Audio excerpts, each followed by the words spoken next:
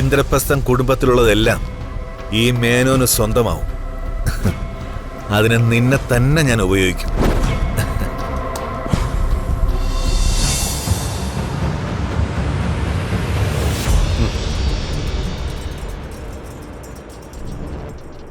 ചെറിയച്ച, എന്താ മോളെ നീ എന്തിനാ ഇങ്ങനെ ഓടിക്കത്തിച്ചു വരുന്നത്?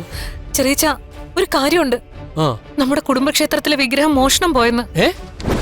മോഷണം നടന്നോ? അതെങ്ങനെ സംഭവിച്ചു? ശ്രീകോവിലിന് നല്ല ലോക്കൊക്കെ ഉള്ളതാണല്ലോ.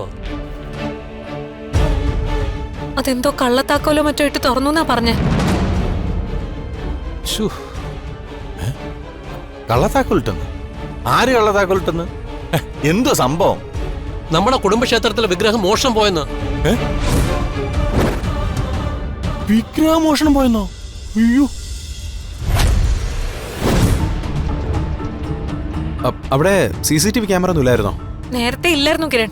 ഈ അടുത്തെങ്ങാനും ഇൻസ്റ്റാൾ ചെയ്തോന്ന് അറിയില്ല. പോലീസ് അന്വേഷണം തുടങ്ങിയില്ലേ? അതൊക്കെ തുടങ്ങിയിട്ടുണ്ട്. അയ്യോ, എന്നാൽ എന്ത് ധൈര്യത്തിലാ ഒരു ക്ഷേത്രത്തിന്റെ ശ്രീകോവിലിൽ കയറി വിഗ്രഹമൊക്കെ മുട്ടിച്ചോണ്ടുപോയെ അല്ലേ? ആ വിഗ്രഹം എടുത്ത ആരായാലും അവരെ ഉടനെ കണ്ടുപിടിച്ച് ആ വിഗ്രഹം തിരിച്ചെടുക്കണം. നമ്മുടെ കുടുംബദേവതയുടെ വിഗ്രഹമാണ്, തലമുറകളായി പൂജിക്കുന്നതാണ്. ആ ദേവിയുടെ അനുഗ്രഹമാണ് നമ്മുടെ ഈ ഐശ്വര്യം.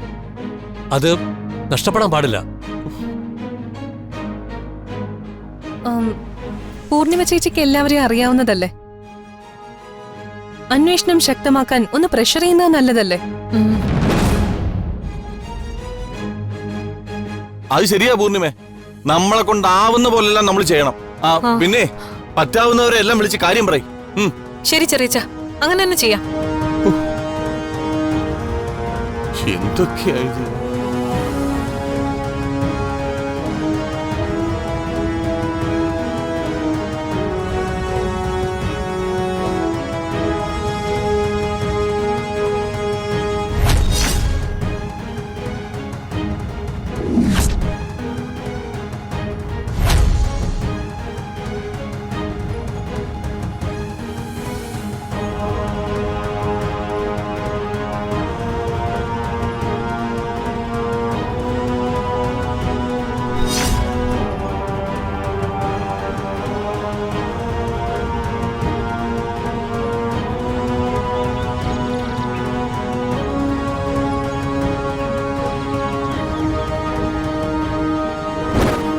ഞാൻ പറയുന്നത് പോലെ നീ ചെയ്തില്ലെങ്കിൽ കുടുംബത്തിലുള്ള എല്ലാവരും മയക്കുമരുന്ന് കേസിൽ അകത്തു പോവും.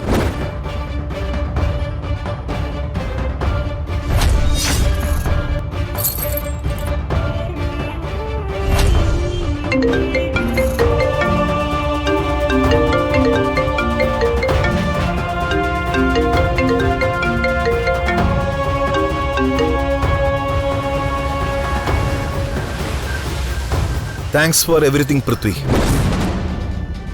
ആദ്യത്തെ വിഗ്രഹം കുഴപ്പങ്ങളൊന്നും കൂടാതെ നമ്മുടെ കയ്യിലെത്തി. ഇനി ഇതേ ജനസിലുള്ള 4 എണ്ണം കൂടി ബാക്കിയുണ്ട്. നിങ്ങൾ എടുത്ത ആദ്യത്തെ ആ വിഗ്രഹം എന്റെ കുടുംബക്ഷേത്രത്തിലെ. അതെ, അതെനിക്കറിയാലോ. അതുകൊണ്ടല്ലേ നിന്നെ കൊണ്ട് അവിടത്തെ കീയുടെ ഫോട്ടോ എടുപ്പിച്ചതും കാര്യങ്ങൾ ഇത്രയും എളുപ്പമായതും. വിഗ്രഹങ്ങൾ എടുക്കാനുള്ള ക്ഷേത്രങ്ങളുടെ ലിസ്റ്റ് നിനക്ക് അയച്ചു തന്നതല്ലേ? ആ സമയത്ത് ഞാൻ അത്രയൊന്നും ചിന്തിച്ചില്ല. തലമുറകളായി ആരാധിച്ചു വരുന്ന കുടുംബ പരദേവതയുടെ വിഗ്രഹമാണ് നഷ്ടപ്പെട്ടത്. അതിന് ഞാനൊരു കാരണക്കാരൻ ഓർക്കുമ്പോൾ മനസ്സിന് വല്ലാത്തൊരു ഭാരം പോലെ. ചെകുത്താൻ എന്ന് മുതലാ വേദവതാൻ തുടങ്ങിയത്? കാരണവന്മാർ നമുക്കായിട്ട് സൂക്ഷിച്ചു വെച്ച കോടികളുടെ സ്വത്താ അത്. അതവിടെ ഇരിക്കുന്നത് കൊണ്ട് ഒരു പ്രയോജനവും നമുക്കില്ല. അത് വിറ്റ് ക്യാഷ് കയ്യിൽ വന്നാ നമുക്ക് ആഗ്രഹമുള്ളത് എന്തും നമുക്ക് നേടാം. പരദേവതയായാലും കുലദേവതയായാലും സാധിച്ചു തരേണ്ടത് നമ്മുടെ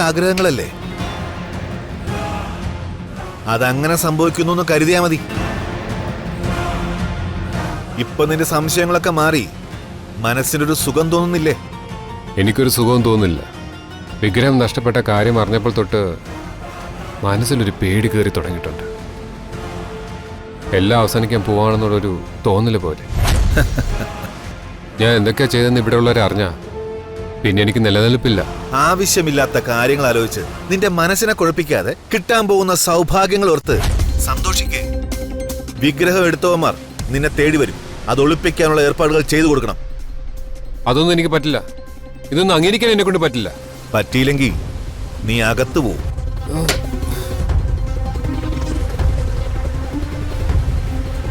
by my dear. Hello hello.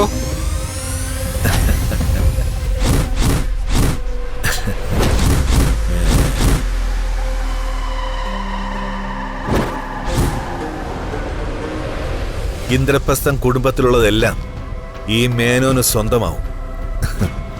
അതിന് നിന്നെ തന്നെ ഞാൻ ഉപയോഗിക്കും.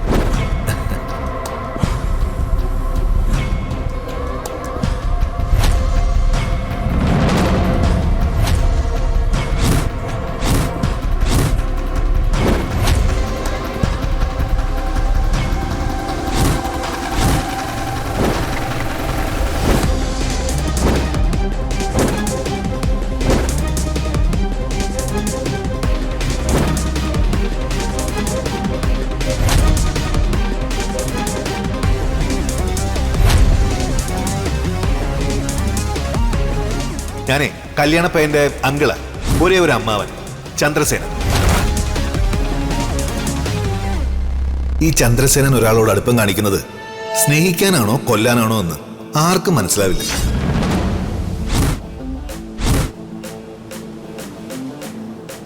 വീണത് കെണിയിലാണെന്നോ നമ്മൾ പെട്ടുപോയതാണെന്നോ നമുക്ക് മനസ്സിലാവേ ഇല്ല.